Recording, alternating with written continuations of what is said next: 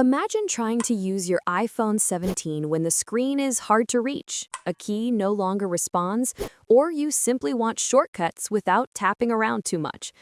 There's a built-in feature that gives you a floating on-screen button you can move anywhere and use for almost any action, and most people don't even know it exists.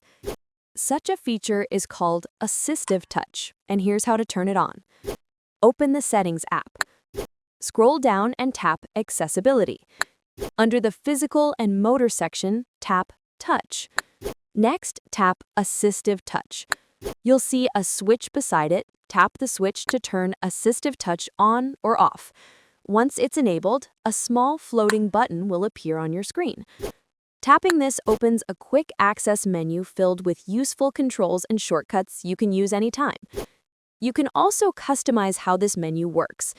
Tap Customize Top-Level Menu, then tap any icon you want to change.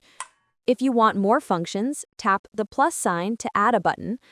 Tap the plus icon again, select the button you'd like to add, then tap the blue check at the top right edge to save your changes. If you want fewer, tap the minus sign to remove one. And if you ever want to undo your changes, tap Reset to bring everything back to its default layout. When you no longer need the floating button, simply toggle the AssistiveTouch switch off again. Accessibility should feel effortless, and this feature makes your iPhone easier to use in so many situations.